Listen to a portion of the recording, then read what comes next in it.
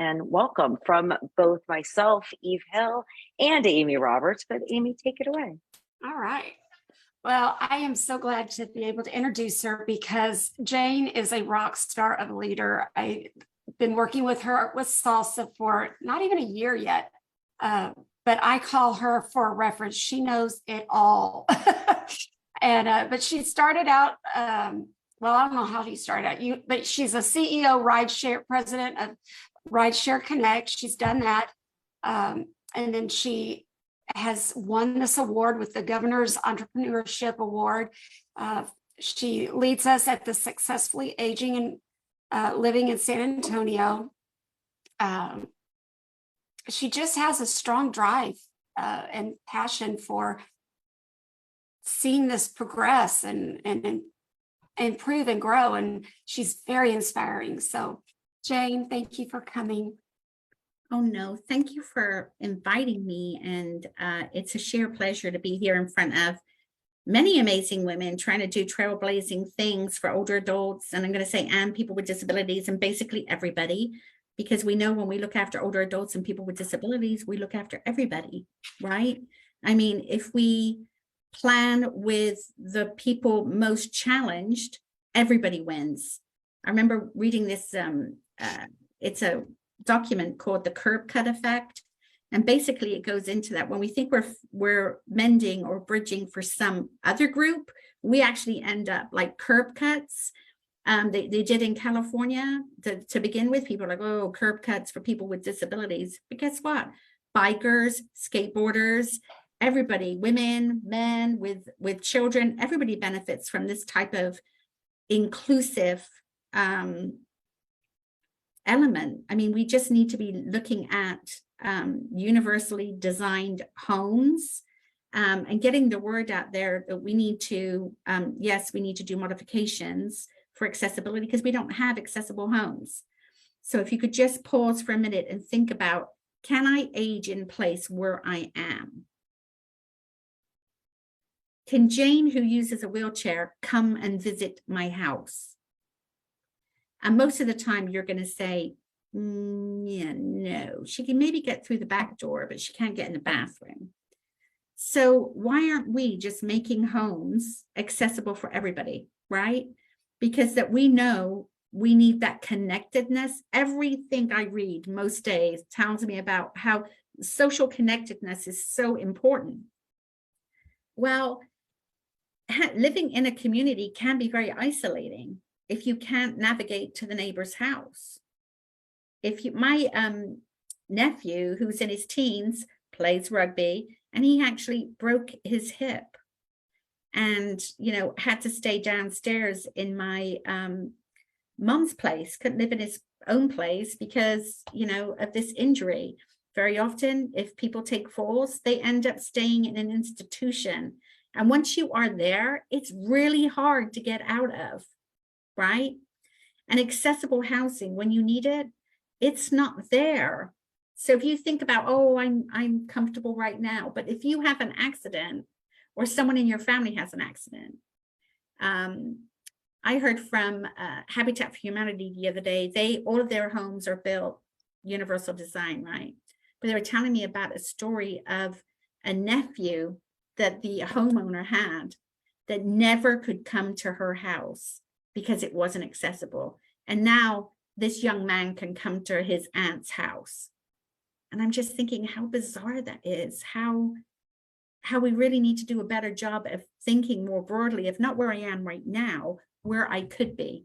Because disability, whether we like it or not, is part of the human experience.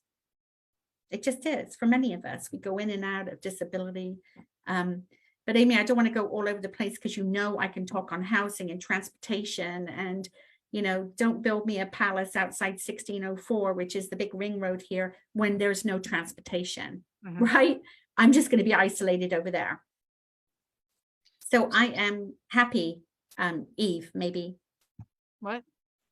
Did you have a question? Oh, I was just, you were saying you didn't want to go off on something, but whatever you go off, I'm sure it's going to be great. But we were thinking about talking about where you start to try to build that network. And if you're sitting by yourself, and what you're doing to help those seniors connect with each other in San Antonio, and how people might replicate that or start, and what they might do to start in their own communities.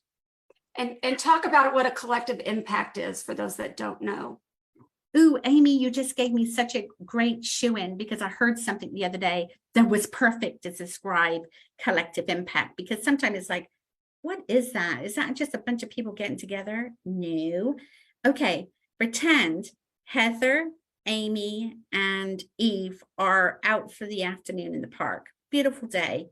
They come across a river and they look in the river, and all of a sudden they see tons of older people who are in the river, and they're struggling, and they're like, oh my God, the three of them jump in. Heather, Eve, and Amy, they jump in, and they're like, man, Eve's like, I'm going to get people out right now. I'm going to get people out right now. And she starts just grabbing people and dragging them on. Heather sits there and said, I'm going to build a bloody raft, and I'm going to get more people on this thing and bring them and pick them up and coming back.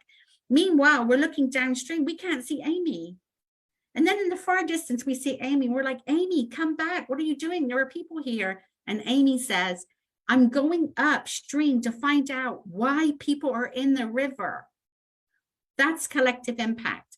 That's us looking like we've got some issues in transportation and housing and all these things. We need to be upriver. We need to be up and find out, how are people getting in here? What are the barriers to inclusion? What is missing, so that we can go and help up there before they get in the water, right?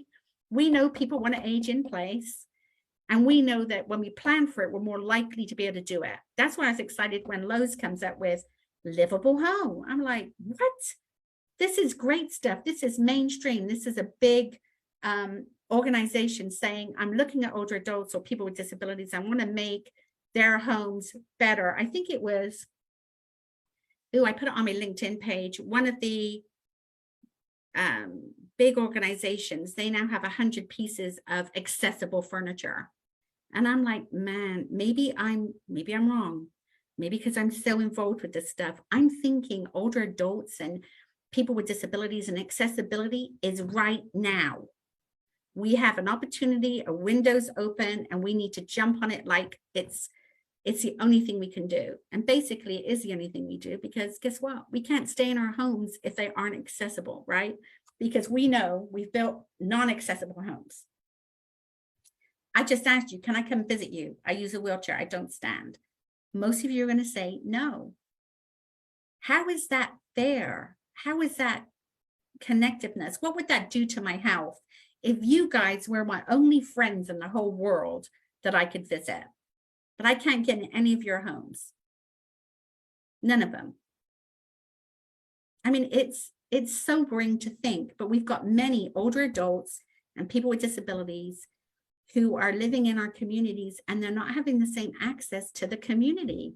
They're just not. So that brings me to the alarming statistics, and it's something that on every one of these episodes that we have, I talk about. And coming from the real estate world, most of our homes nationwide, the average age is about 47, 48 years old. That's what we're looking at. We also know that less than 10% of our nation's housing units can actually accommodate somebody with an accessibility issue. And we also know that by 2035, all of those baby boomers will now be 65, and they will outnumber all the kids under the age of 18.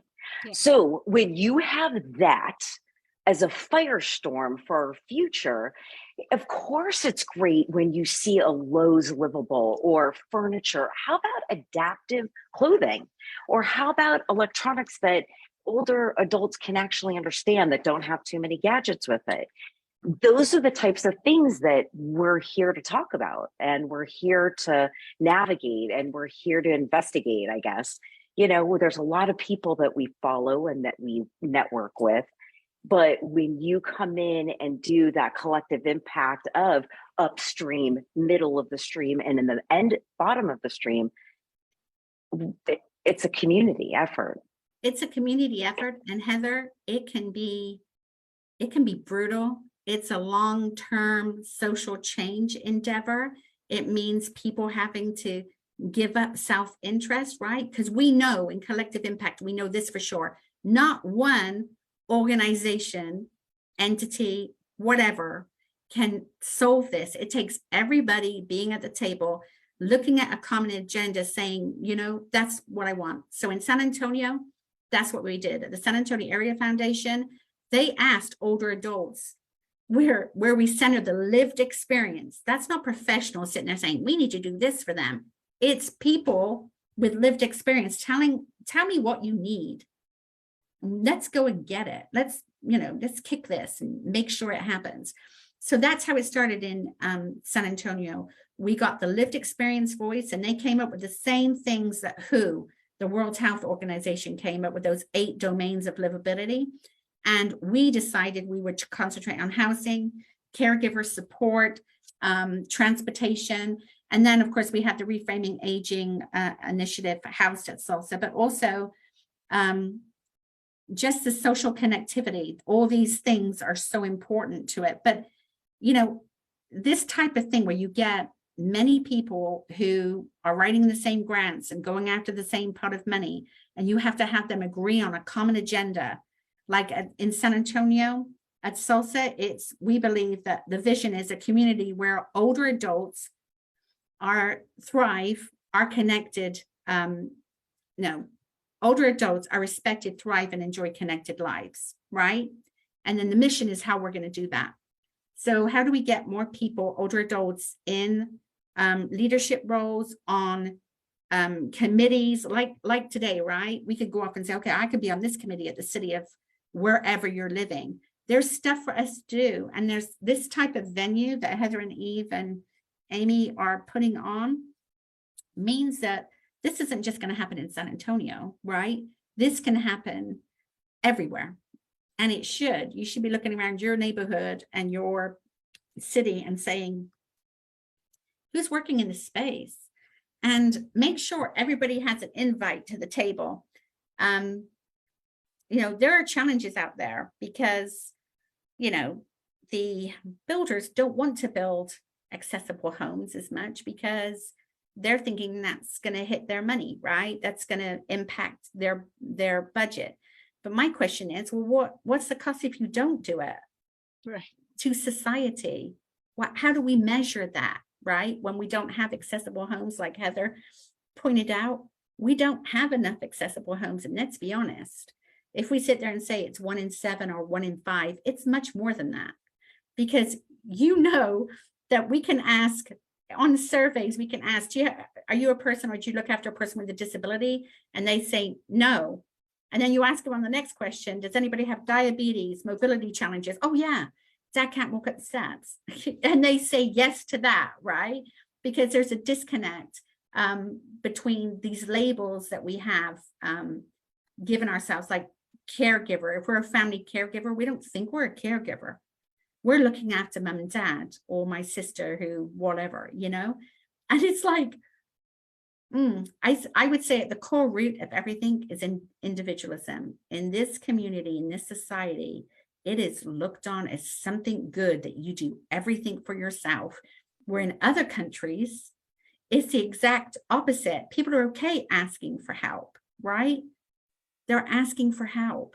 And that's why when Becca Levy does her class at Yale, and she asks them, think of an older adult, what are the first 5 terms that come to mind? And those students are saying frail, wrinkly, really negative things. When you ask Japan, they're like wisdom, joy. It's a complete different cultural shift. So if us ladies here are really wanting to change the dial, number one, there's got to be many more of us. We've got to be strategic about how we recruit people into this and make sure we're saying the same thing, right? Over and over and over and over until people are like, we've got a wave. All of a sudden, we've got a movement. And I think that's why SALSA has been so successful, because I tell them in every work group, I said, these are not meetings. This is a movement. There's nobody else between us and the older adults and the people with this. There is nobody else. We are the front line. And that means us getting uncomfortable and having uncomfortable conversations with our city council people who, think that building homes with accessible features is really expensive, when we know, we have proof that if you build a house that's accessible from the bottom up, there's hardly any price increase. We know this to be true. So I don't know, ladies, there's lots to do out there, and I want a SALSA in every city. Okay. And So Jane is great. She's a good model. If y'all ever have any questions and you're trying to do something like that, she is so good to help with that wisdom. And I will say, Jane, I have had conversations with people, and I've done Rebecca Levy's little tests of, tell me something. When I say the word older adult, elderly, what visions come to your mind? And to hear them come up, I haven't not had anyone come back with the Japanese versions of wisdom and patient and kind, and they're all gray hair, feeble, weak, And that's what happens when we're trying to do stuff, when we're trying to get policy change, or we're trying to get people to listen. They aren't listening because they have these implicit biases. And I will tell you, Harvard has an implicit bias test. It's free. Google Harvard free implicit bias test. And they're not just going to go away over age. They're going to go over gender and race. There's like 10 different categories. We all have implicit bias. We all do. But the more we're aware of it, the better we are when we say, okay, hold on a minute. Let me pull back. Am I being, because I have to be really careful, because of course I work in aging, and I've got to be really careful. It's not us versus young people, right? That's not, we are all aging. No matter if you're 10, we're all aging. And so it's not an us versus them, it's a we. And thank God there's not a expiration date on a good idea, right? There's no age restriction on that. We can have, Dr. Fauci's like 81 now, man. And we just lost the Queen, 96. Hello, people rocking it, older people, but we need to get this together. I'm going to go into one other statistic. The last 10 years, we've doubled the amount of centenarians. So there goes to show you that amount of people, like we're living longer. And I can only imagine in another 20 or 30 years when our baby boomers become, 80, 90, how much longer we'll be living then. It's kind of crazy to think that we've doubled it. It is crazy. And it's just people being born now, children being born now have a 50% chance of making it to 100, right? I mean, isn't that give you pause? That don't you think that we're going to need, we are trying to live longer, we are living longer lives, but we're not necessarily living longer, healthier lives. We're close, but we need to make sure those are good years, right? That they are good. And we know social connectedness is very important as we age and we're no longer in the workforce. We need to stay socially connected. How can we do that when our homes are not accessible for people as they age, right? So that's our biggest challenge. But if we could put someone on the moon, can't we get the builders to start building accessible homes? Can't Lowe's help us make our homes accessible so we can age in place? I mean, isn't that what this is about? I don't know about you, but I'm tired of us retro doing stuff. We bought these houses and now we've got to go back and we've got to do more stuff because we didn't do it right the first time. So, but this is where we're at. But these are exciting times because look at us. I don't know where we're all from, but this isn't something that's just San Antonio's looking at. This is something across our nation, but also across the world. We are having such an explosion. We're benefiting from this longevity dividend. That means more people are going to be aging longer in our communities, and we need them engaged, right? And if they can't leave their house because there are steps, how do we get people engaged or keep them engaged? How do they benefit from that longevity dividend? So what have you found any sort of natural groups that merge quickly under this common message? Like, is it does the city council to certain people in the city council respond, or certain other businesses respond to this and work with each other? Is there an easy match to look for first to build? You meaning, are there low-hanging fruit where connections can be made with the resources in the communities that we live in? What I would say, it's all about relationships, right? You've got to find the people who are like thinking in your spot, because then you multiply stuff. I met Amy, 8-9 months ago. I could tell on her face when we first met, she's like, oh my God, this is my tribe. This is what I've been working on. I belong here. And she was just beaming, and I was beaming, because, you know, when you've been in the biz for a while, you're like exhausted, and you're like, please, someone else come in here and see this. And they bring energy and new ideas. And that's exactly what Amy's done. We've gone out to different places like the Home Builders Association meetings. We've been out there to the UTSA School of Architecture, so the University of San Antonio, the University of Texas at San Antonio, looking at their groups there. And guess what? One of the professors joined SALSA, and she gave her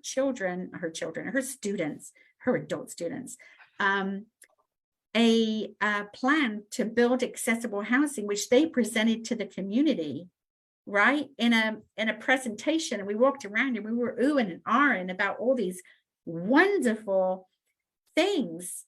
So I would say, start off, look around and find out if your tribe is already there in a small piece. If your tribe is not around, this is your tribe, right? You come here and you start talking. Right. So, by the way, it brings me to what you were saying, is that you're working closely with your university there. And that's, again, bringing in the entire community. And I was just reading about University of Pittsburgh has Home Lab, and they took an entire apartment building to have students work on making the entire thing accessible. So they've got to come up with things, they've got to design it, they've got to implement it. So that's going to be really interesting to see the way colleges, I mean, we all know about MIT Age Labs. We follow, Coughlin. I love, what he has done for the longevity revolution and the economy, and his insight. However, these types of things that schools are implementing or universities are implementing are a great way to get involved in your community and to be a part of, because this is the change. And these younger kids are part of that change. And we got to encompass everybody as part of that change. Totally. The collective impact. Right. I definitely agree, Heather. And I think that we've just got to be really intentional about our relationships with people. There's another thing I want you guys to check out. It's called the Kelsey. It's out of California. They are design standards. So when we look at Kelsey, K-E-L-S-E-Y, the Kelsey, out of it's in California. If you do that, the Kelsey design standards, you will see a place that's really, top notch when they're looking at these design standards, right? And so now here, the San Antonio Housing Trust, which is I'm on the board of, we're looking at the Kelsey standards to have those standards here. So when we look at multifamily housing, right, we're not just having, a few accessible places, that all of them are accessible, all of the units, right? And not just for mobility, because I want you guys to think more broader, right? I want you to think about hearing and sight and mobility and cognitive, right? All those different things that we can do, that most of them, they have 300 design standards. And most of those are zero, and most of them have no impact, right? None at all. So I definitely think there are, I don't know, maybe I'm a Pollyanna. I think our time is now. I think these conversations that Eve and Heather and Amy are putting on, these conversations here, this could be the start of a national collective impact as we bring people like Angie in here to say, Angie, I know this is like out of the span of what you normally do, but let's use what you have and the leverage of what you're doing and put it into the cities across the nation to make sure that we are, let's do some pilots. My goodness, let's do some pilots. Let's bring people in here and the lived experience. What is it you need to age in the community? What does that look like? But remember this, when we solve for the most challenge, we solve for everybody. Everybody. So the low-hanging fruit is this. I found Amy found Heather and Eve, and now we're connected, right? So we were single, now we're, a quad. And then I'm looking at your guys' faces going, what is it that you can do that we can help you do? Because we've already had this experience. SALSA's been doing housing since 2016, right? So we have these connections. But I feel like I've been talking a lot, but I'm just very passionate about inclusion all the way down, inclusion for everybody, especially in housing. Oh, visitability.org is another place that you guys need to go and look at basic standards, right? Could a person who has a mobility challenge get in the house, not necessarily through the front door? Is there a zero entry, right? Zero entry in there. Is it in the garage? Is it in the back door? Is it in the front door? It doesn't matter. Visitability means someone can go right in there without any steps. When they're in there, you have to do what I normally have to do. Use the bathroom. Is the door wide enough for them to use the bathroom, right? What does that look like? So we just need to, this is just a few standards to make these homes truly accessible. And then when something happens, or you get a friend like me, and you're like, oh, I want Jane over, we're going to play cards and drink beer, that I can come over and have a good time, and I'm not going to have to leave early because I need to use the bathroom because I can't fit in your bathroom, right? So is there I'm sorry, go on, Ellen. My question that I have is, if I were to go to, let's say, my planning board or go to the city building department, what could I present or explain that would have an initial impact for a conversation? I think the conversation sort of goes like this. Start with the visibility, the visitability.org. Start with that document. You'll see that we in San Antonio have an ordinance. So there may be an ordinance that you can, Austin has one also, that says all houses are going to be built this way. Any house built with public funds needs to have these elements, right? That zero entry. Those doors downstairs that are all open and one bathroom on the ground floor. We need that. So like me, Ellen, I went out and said, okay, I need a deep dive into housing. In your community, there is going to be the planning or zoning commission or whatever. You need to find out, you need to get very close with your elected officials, find out whose passion is housing, and then jump off from there. Because it's no use you representing a district person who doesn't have the same sense of, older adults or people with disabilities or accessibility. You have to find your tribe. So you read their bios. Oh, this person has a child with a disability. Oh, this person's a full-time caregiver of their elderly parent. Oh, let me get a hold of them. And then you apply to be on boards. And then guess what, Ellen? Not just you get your friends and you say, listen, we've got 5 positions open throughout our city on boards. We need the older adult lived experience. I'm going to go to housing. You go to transportation. You go over to whatever other department, Parks and Rec. And we're going to make sure that the lived experience is central to what's going on. So it's going to take a little bit of Googling, but, get to your city. Like I'm in District 8 here. So I can go to Manny and say, hey, Manny, I want to be on this board, or have you thought about that? When you're a constituent in their district, they're more likely to listen to you, right? Right. So, And yes. that gets us into what we've been working on behind the scenes with Louis Tenenbaum. And just to bring it in, we behind the scenes, myself, Eve, Amy, and I, and we have Jane now on board with us. We're working on a bill to help all homeowners across the nation to get a tax break just for wanting to age in place. And this tax break will come in a form of two ways. Either it will be signed off when you're permitting for your construction, or you'll have what's called a purple tag. Like, think of it as a yellow tag on Energy Star products. We will do purple tags on things like hand rails and grab bars and certain things that can be installed and used for aging in place and aging safely.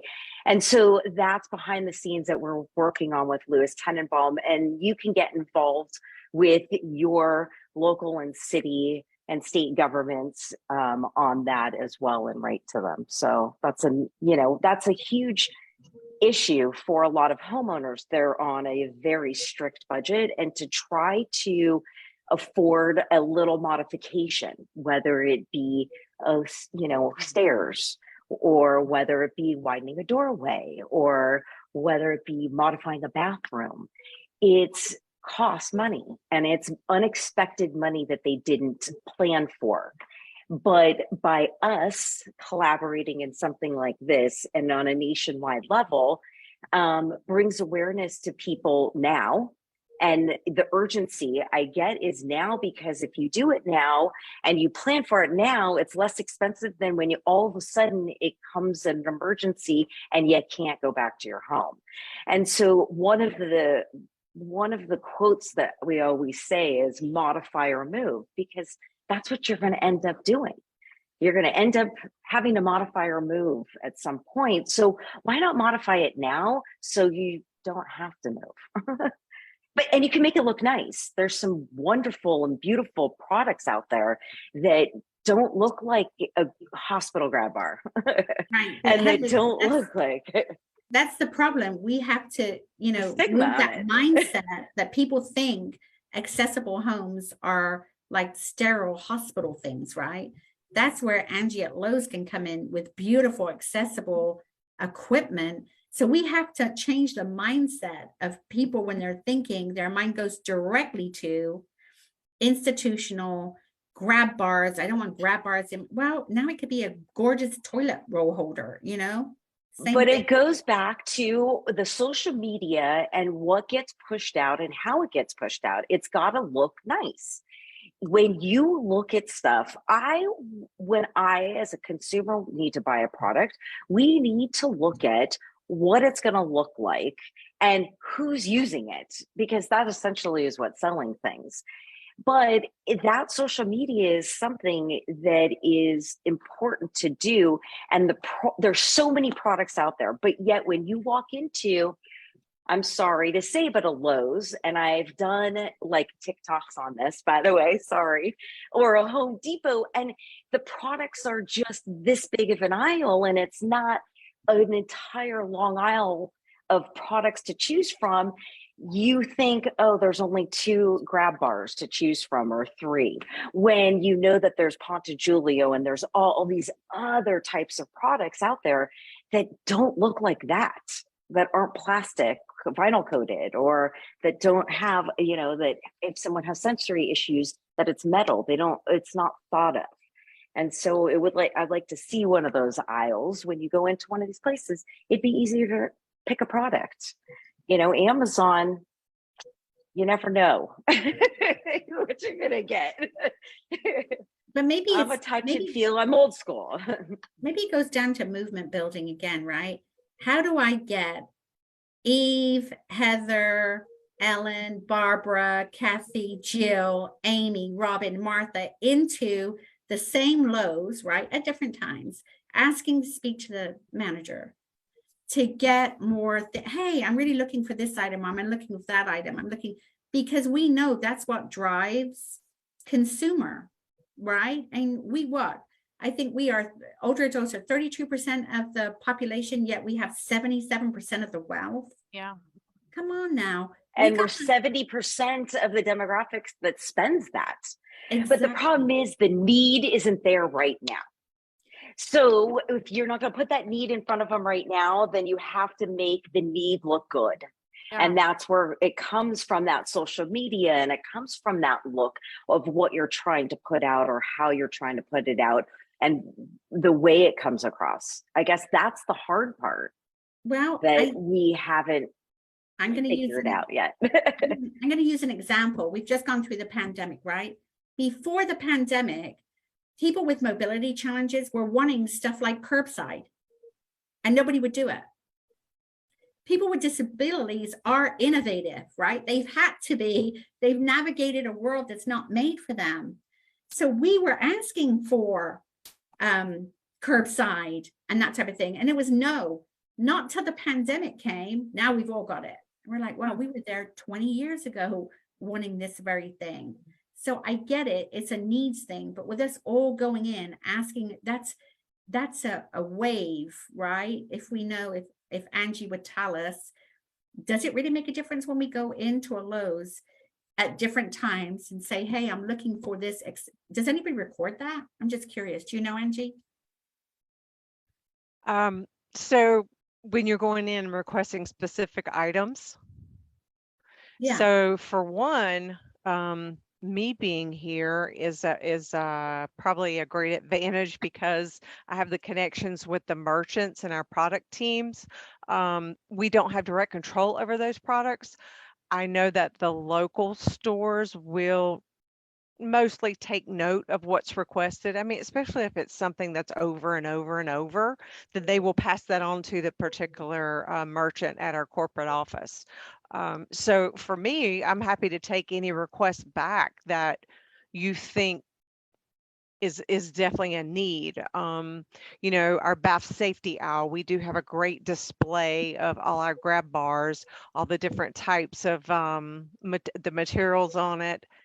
I don't know if you guys have been there lately, but it is a good set. It is not all encompassing livable home, but it's a great set for grab bar selection. So I have another question, Angie. What about, sometimes I go into Lowe's and they have classes for the kids to build something, or they have classes for women to mend something. Would it be possible to have classes that you would promote for accessible homes, right?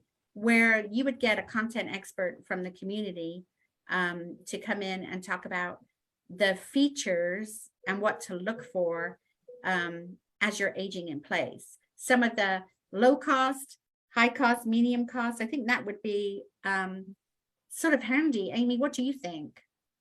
Yeah, I think that sounds like a great idea. I hadn't thought about it. I mean, it's going to take a while to get revved up, but I don't know. Right. And when we've started this program, that was on our list too, of how can we incorporate and help the communities across the US that we're in for these types of classes or courses or those type things. That's on our radar. It just would have to depend on what exactly, the right content and would be for that environment. But I totally agree. The community piece is a big deal. It all rolls up to our total home strategy for Lowe's. So kind of the spiel is, we're going to help you be in your home, get your first home. We're going to help you do the DIY stuff. We're going to help you remodel stuff. And now we're going to help you stay in your home with aging in place. So our team is all very passionate about it. And also additionally, when you were talking about the product pieces, we also have a huge, remiss that I didn't say this, huge consumer insights department and team that are on top of it. They do tremendous amount of research, and they have helped us to provide the data and metrics for getting this program started. So, but it never hurts to relay something specific to me. We can always push for it. I think that's wonderful. I mean, I just think that, where does it start? It doesn't matter. There's not a prescribed anything.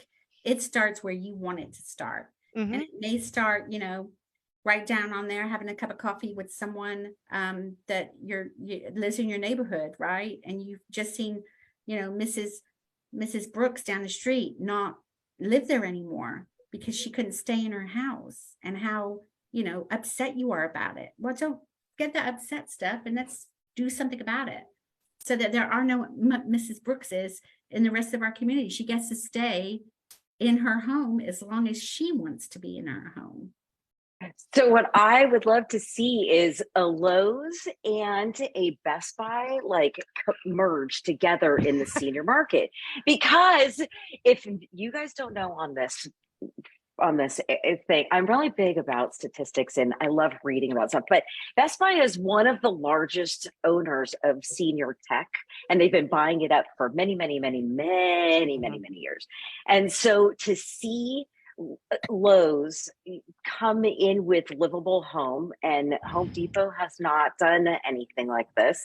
Lowe's has been at the forefront of it. They are at aging in place, events. They're they're backing everything that we do educationally. So I give credit to being at the forefront and seeing those statistics coming up, because you're forecasting for a future where a lot of businesses don't think that way.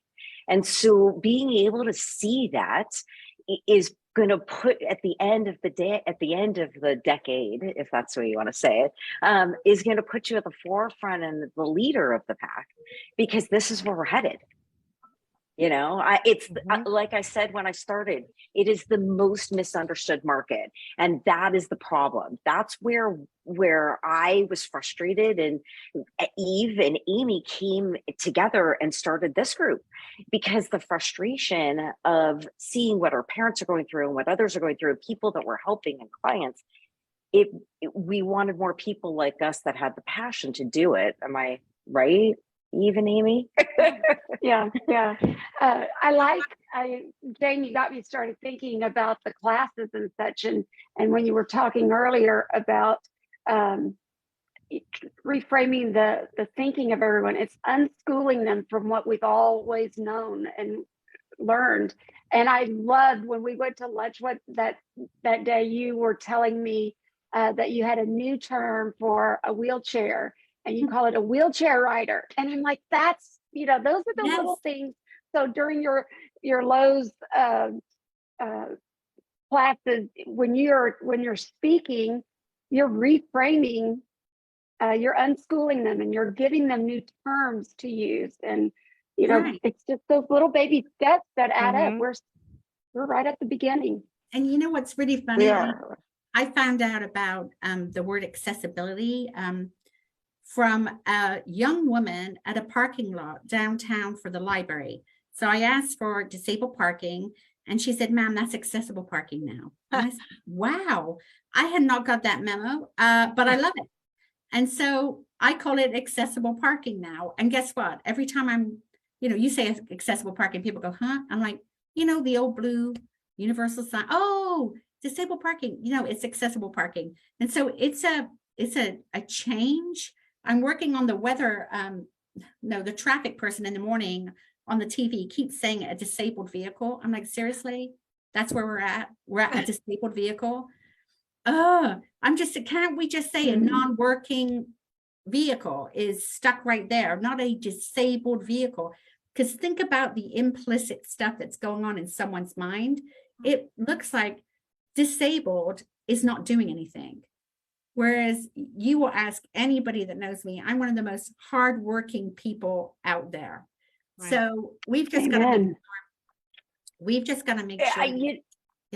Going back to the reframing, the beaches in Florida, or where I am in Broward County, our beaches are we have access mats on our beaches, and it's totally reframing our beaches. It's amazing to see people be able to go out and enjoy the beach and be able to get onto the beach with a wheelchair on these mats. So it's really fun to see cities being able to implement it. I see more going on when I'm in Florida with the access to things versus like when I'm back in Los Angeles. However, I love seeing the change, and I love seeing the city noticing that it needs to get done. And reframing is a great way of putting it. It's about us all being on the same page, using the same terminology, right? So you're not going to hear me say too much about senior or elderly, right? Because we know that there's been research done that says the Joe public, not us, them people out there, see that as not as nifty as an older adult, right? So let's just switch it. Let's just go older adult. And these are small tweaks, but man, I gotta tell you, they make a huge difference in all the reframing aging classes we've been doing. The older adults are just loving it and saying, how do I address ageism, right? So we know that talking about this huge demographic shift, like the US Census Bureau said, by 2034, we will have more Americans at 65 and older than people under 18 for the first time in US history. That's a huge demographic shift. Go back maybe 7 or 8 years ago, and I was doing this too. I was writing grants for my nonprofit saying the silver tsunami. But we know this silver tsunami it's alarmist, and people go like this, huh? There's a tsunami coming, there's nothing I can do. And they go and do other things, which is not to do But it's called the longevity revolution now. And that name is much better than anything else. But also, I mean, it is a revolution, that's for sure. It's definitely a revolution, or a movement, or something that's palatable to people who go, yeah, you know, we are not aging like our grandparents. We're just not. We're taking 3 months. I think I read somewhere it's like 3 months every so many years we're getting in lifespan. We're not. We're going to be aging longer, hopefully healthier lives in our homes. And if we can bring people like Lowe's and the Crate and Barrel, I think it was a company that Pottery did Barn.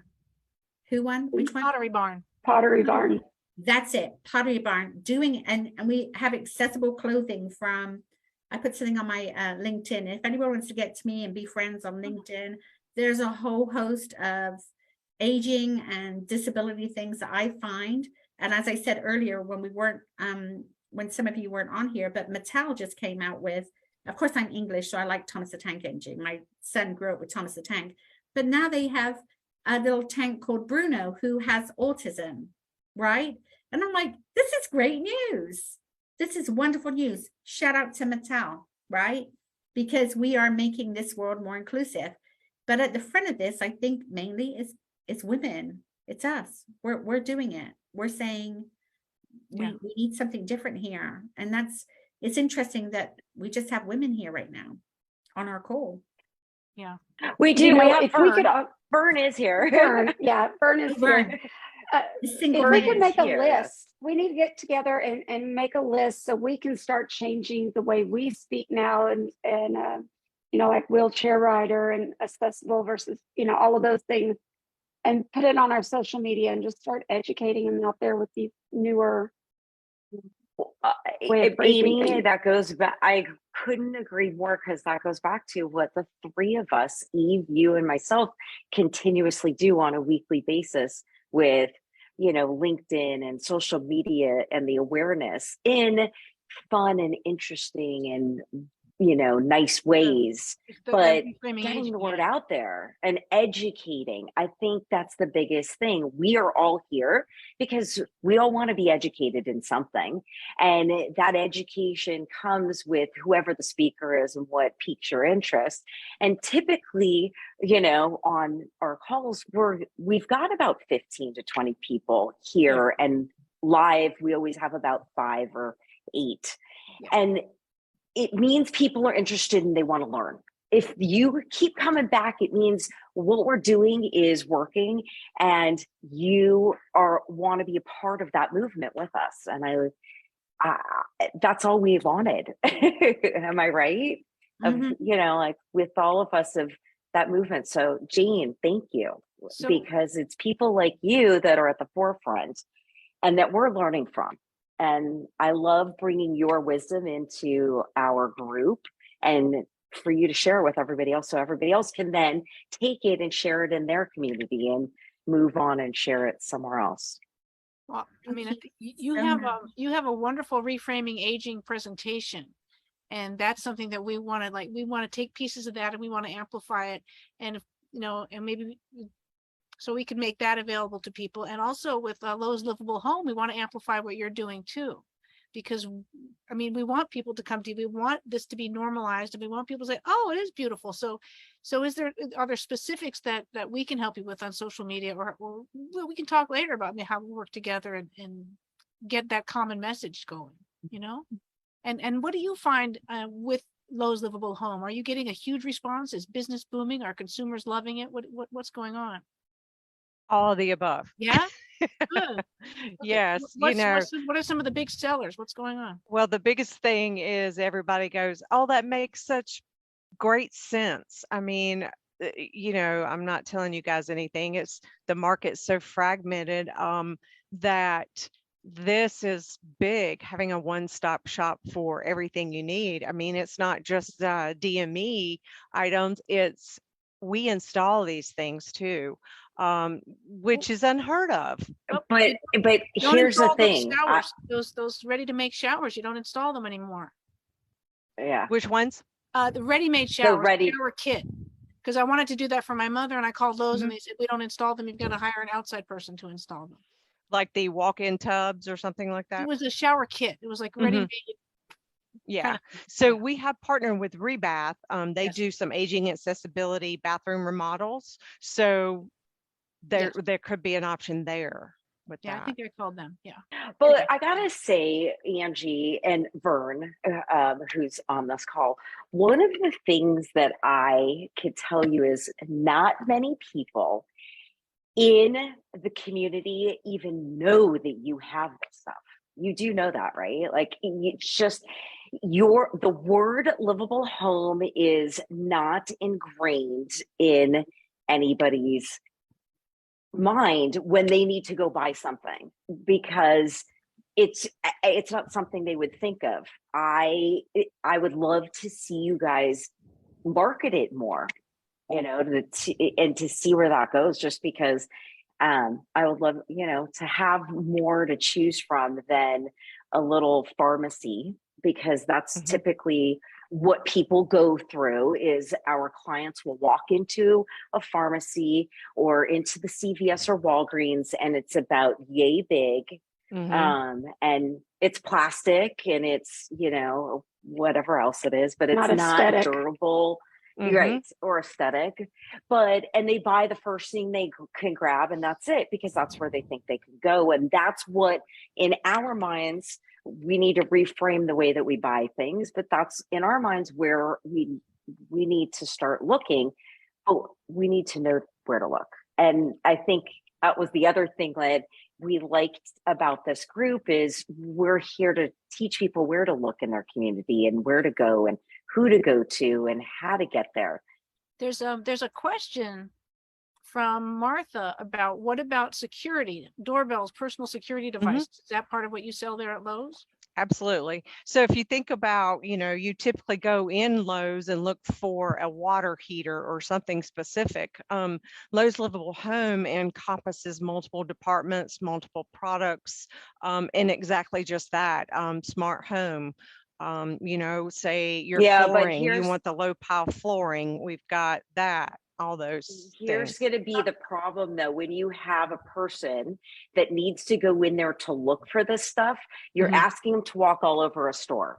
And that's not something that they can easily access and do. So now you really should think about possibly, I don't mean to I'm just thinking it from a standpoint of somebody that, like a Jane, who wants to go look at your accessible stuff. And Jane, who's in her wheelchair, needs to go to aisle 7, then aisle 24. And then, oh my God, what about, and then I got to go over here. So if you had that aisle, you don't have to have all your flooring there, but you could have 2 or 3 little samples for them to look at, that somebody could maybe go get for them. But if you had it accessible in one aisle, a one-stop shop, if that's what you're saying, put it in one aisle for them. because yes, and that is, where shuffle through, it's the kind of hard. ideal. That is the ideal thing, because when folks come in the store, where do we go? That's what they want to know. So we're definitely working on a solution to have a centralized meeting place or in the store. It's going to take a little bit of time, but also we're working incredibly hard to do that. But to your point a while ago about not a lot of folks know about it, I 100% with you. We are definitely out there trying to get the awareness out and change that mindset. What came to mind in the beginning of rolling this program out, which you guys said in the very beginning, is disrupt. We want to disrupt. I mean, Depot's not in this space any longer. And what we have is something unique that we can offer. And our team is so passionate about it. And I'm glad Vern was able to attend. I don't think he's in a position where he can actually chat, but he was able to attend. I think at first he thought, am I supposed to be here? Is this all female? He's actually been chatting in the box. Yes, yes. And he just said you are working on a display for your Lowe's Livable home, which actually would be really great, because when you walk into a store, you can actually see something that says it. And then possibly in big letters, the aisle that you need to go to, because that I don't want to have to look around. I want to know what aisle I need to go. If you ever do create, can I just make a statement? If you ever do create that environment, make sure that the writing and the handouts are larger type, and make sure that you have buttons that somebody could press so they could hear it, because it's a larger speaker, so they could understand what you're saying. Absolutely. That's excellent. Excellent.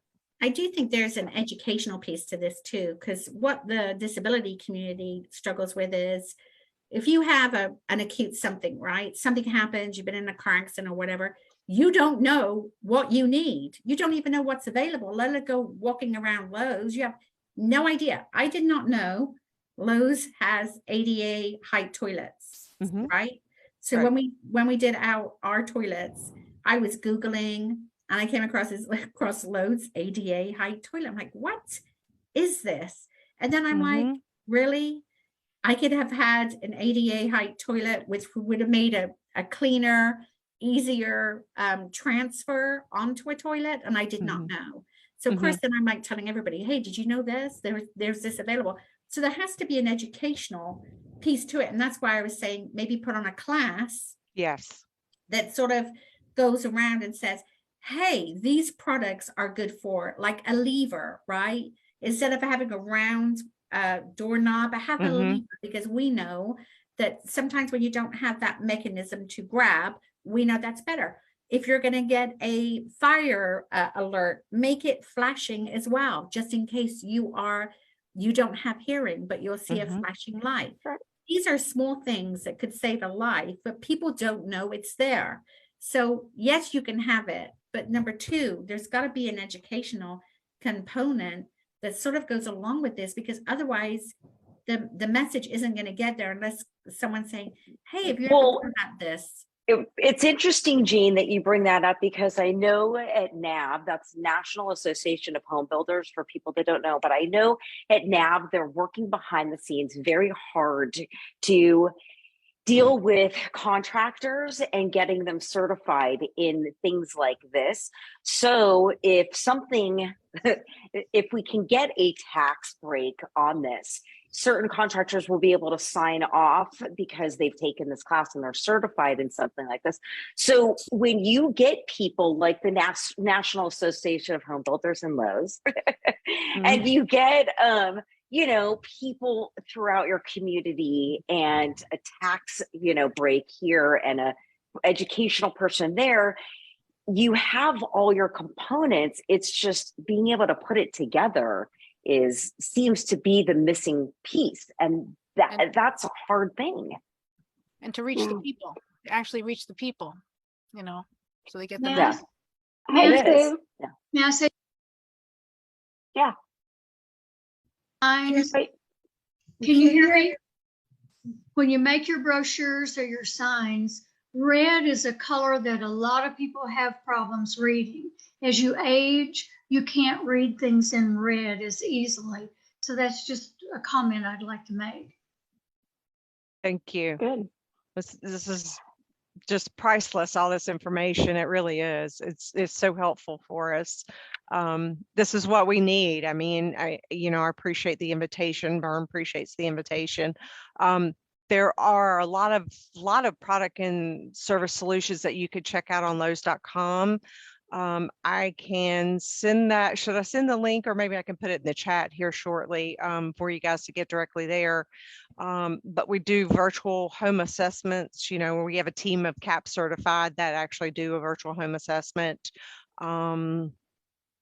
The other piece, there was something else I was going to mention and it totally just went right out of my head. So, So when are you coming to Texas? And what can we do to help promote and get Lowe's Livable home, out there? What can we do to help? Well, I think you nailed it a while ago when not everybody knows. So it's really simple awareness of what we offer. This is, of course, it popped in my head. It's been a long day, but what I was going to say a while ago is the education piece. We have partnered with AARP.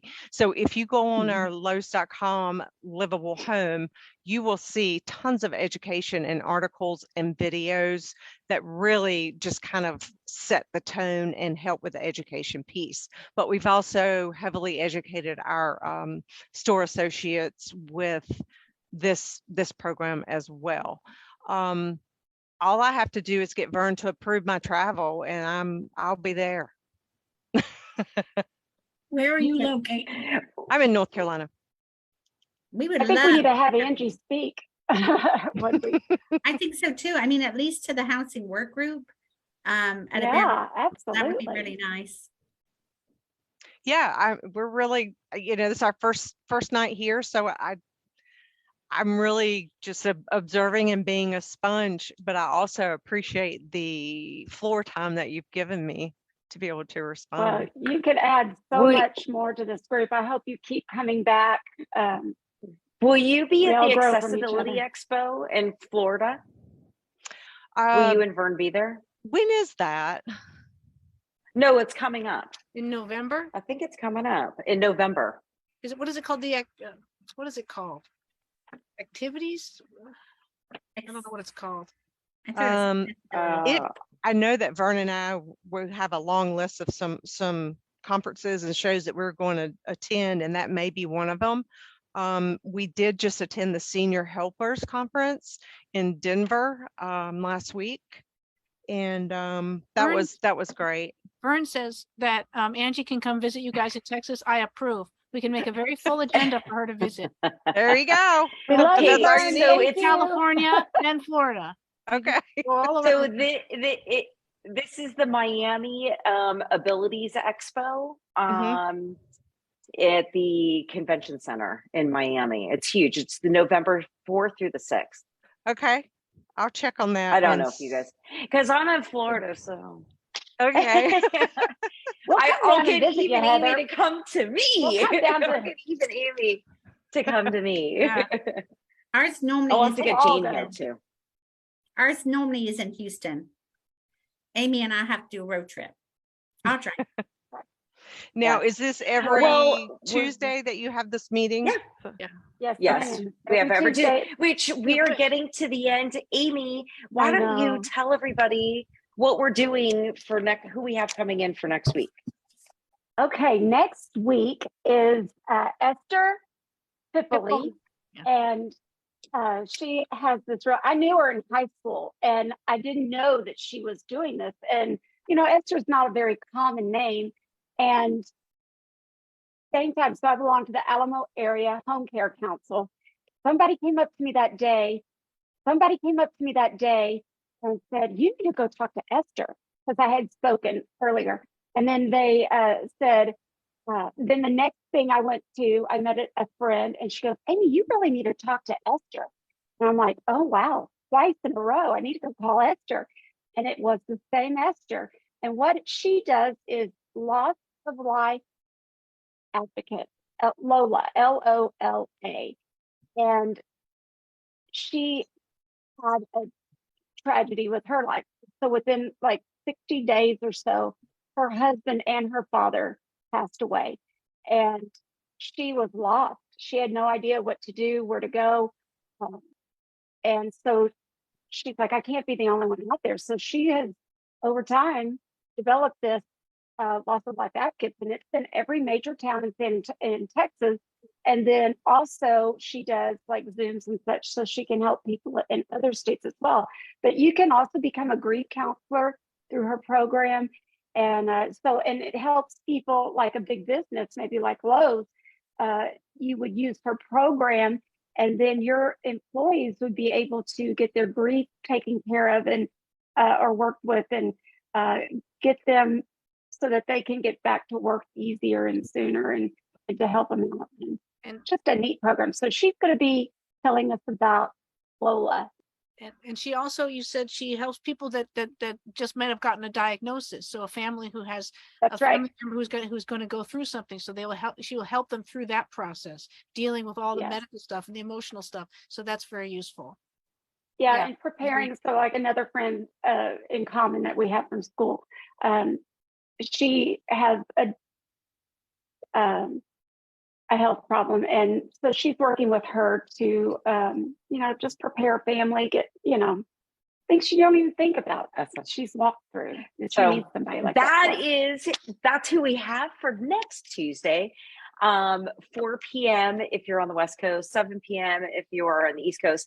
And I want to thank everybody for coming on behalf of Amy Roberts, Eve Hill, and myself, Heather Brooks. I appreciate everybody coming. And most of all, Jane. I love you, Jane. Thank you for Thanks, coming Jane. and joining and sharing your passion with us. Oh, you are welcome. And thanks for the link. Yeah, Angie, thanks for the link. Y'all copy that. Perfect. Yes. Before I sign Thank you for having us. Let's keep the conversation going, ladies and gentlemen. We'll see you soon. Thank you, everybody. Bye, Thank guys. you for Good night. having us.